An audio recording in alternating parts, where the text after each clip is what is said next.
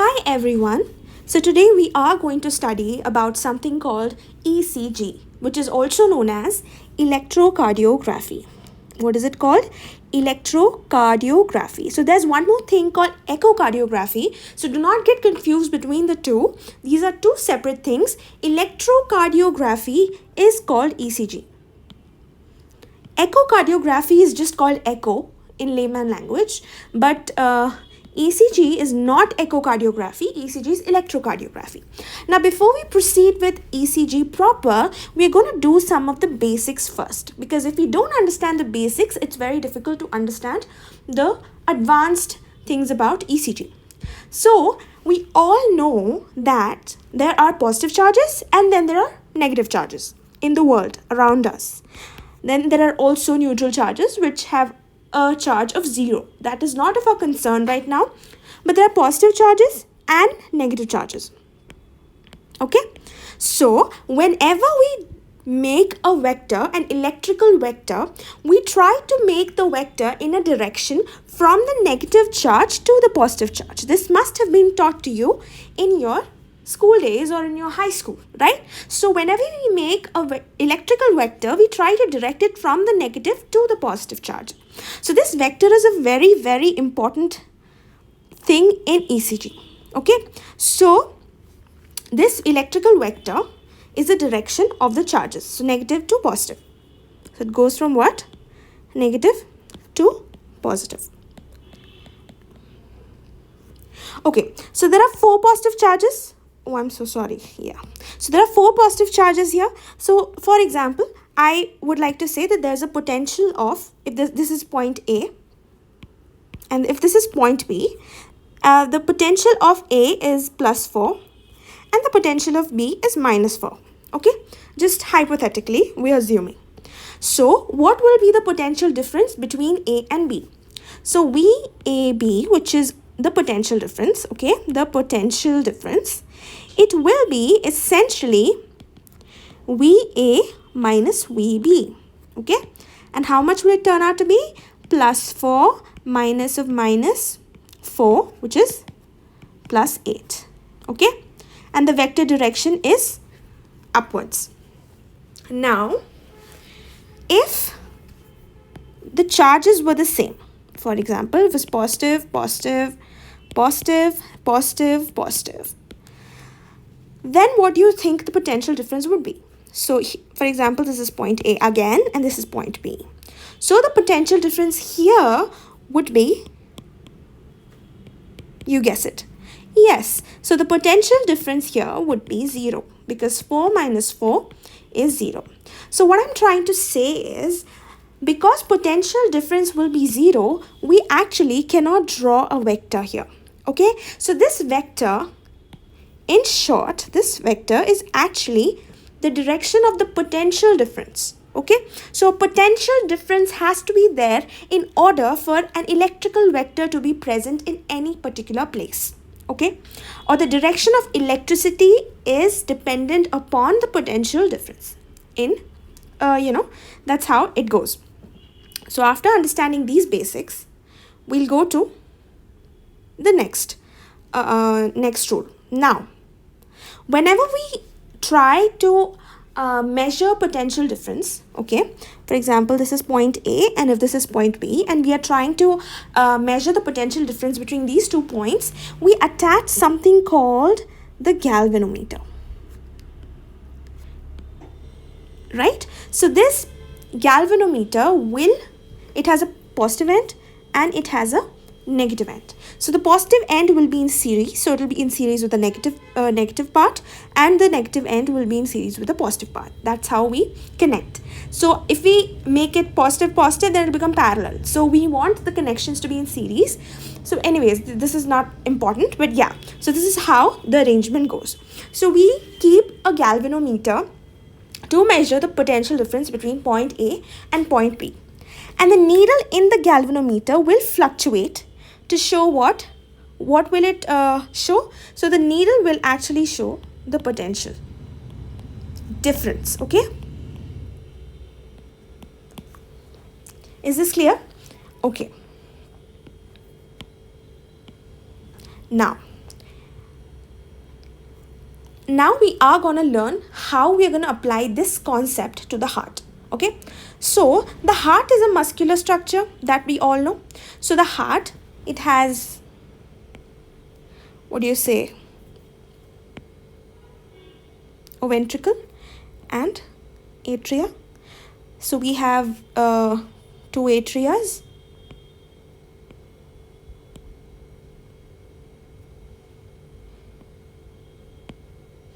and we have what? Two ventricles, right? And we know this is the right side of the heart, and this is the left side of the heart. So this is the SA node and this is the AV node right here, and from here comes the Purkinje fibers, the bundle of hairs, all those things, right? So what is this? This is the conducting system of the heart. So what does the conducting system do? It essentially does conduction of current. So electrical current passes through these fibers into the muscles and then depolarizes the entire heart.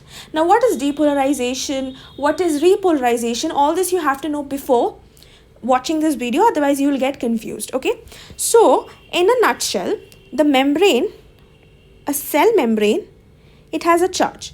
It has actually a positive charge on the outside and a negative charge on the inside.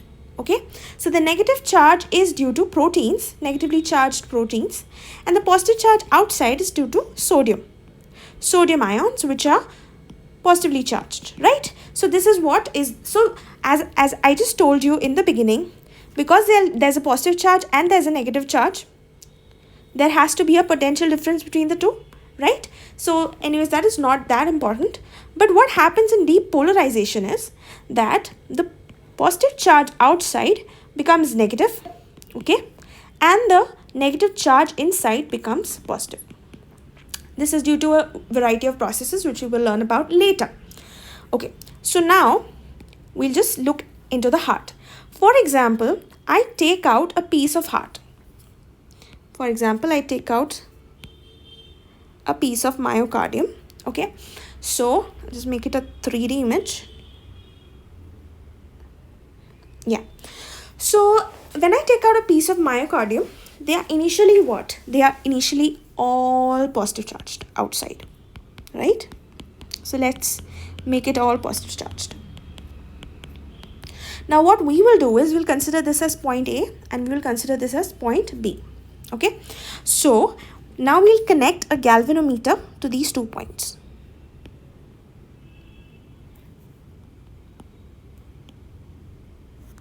Okay, after connecting a galvanometer to these 2 points,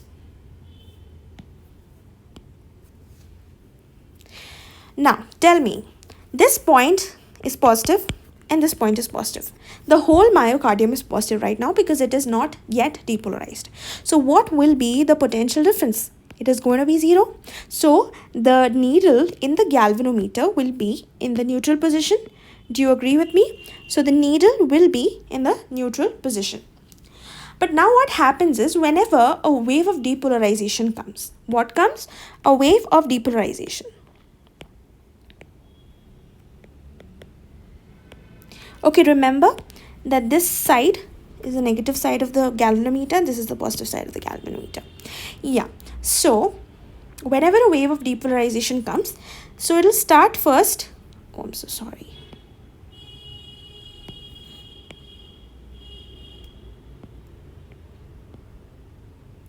So we'll start first from this side, for example, okay, and this is still positive. So the wave of depolarization has started. Now, A point and B point. What do you see? There is a potential difference. Now, this potential difference, though we don't know how much it is, we still have an idea that the potential difference will be, so the vector is towards this, right? And this is a positive electrode and this is a negative electrode. So the vector is like this. Now, one rule that you need to know, okay, is that whenever a vector goes towards a positive electrode, okay, the deflection in the galvanometer will be positive, okay, and whenever a vector goes towards the negative electrode, the galvanometer deflection will be negative. Okay, so this is one rule that you need to know. Now tell me, according to this rule, what will be the galvanometer direction, considering that this is positive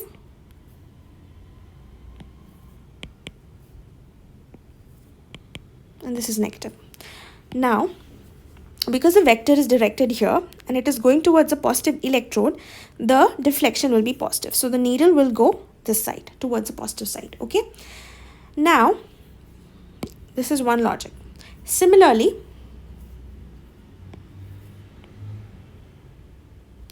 once a depolarization wave, it depolarizes the entire ventricle or the entire myocardium, A and B potential will become equal. So VAB will be again 0.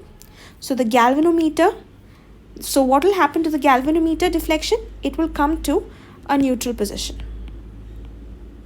Right? So this is the funda. So did you understand this much? Now what is actually ECG? Okay, ECG is nothing but the galvanometer readings. Okay, so for example, if we keep the galvanometer like this and if the needle comes out like this and we keep a rolling paper over here, okay, so the paper is moving at some rate that we will talk about later. So it is moving maybe 25 millimeter per second at that rate. So what will happen now? For example, if this is a positive side and if this is a negative side, there is a positive deflection. So this is a positive deflection, there will be a positive deflection. If there is a negative deflection, there will be negative deflection, again positive, negative, like that. Okay, and if this is the baseline, so you should understand this is a positive deflection and this is a negative deflection. So this is how your ECG is recorded. Now we'll talk about what happens in the heart with respect to this. So if the heart, making a very vague diagram, okay, so from here to here there's the SA node, this is the AV node, and these are the fibers. Okay, now okay, I did make the diagram a little too vague. Let's just assume this is the left ventricle, a little more thicker, right? So left ventricle is thicker than the right ventricle. Okay, now what happens is that the wave of depolarization, it goes from here. Okay, so the wave of depolarization goes from here, so negative to positive, like that. Okay, so that's why I said the wave of depolarization goes like that, in that direction. Okay, so the vector will be directed like this. Now the wave of depolarization in the septum, how will it go? So the wave of depolarization in the septum will go like this. Now why like this? So if we magnify the septum, so these conducting fibers, they actually send out currents like this towards the right side. So it sends out current from the left to the right side. Okay, so that's why the vector will be directed from left to right here. Now if we talk about the right ventricle, so the right ventricle vector will be somewhere here and the left ventricle vector will be somewhere here. Okay, but when we add these two vectors, what we see is that the mean vector will lie somewhere here. So did you understand the vector dynamics? I hope you did. I'll repeat it if you haven't understood. So if this is the heart, okay, and this is the right ventricle, this is the left ventricle,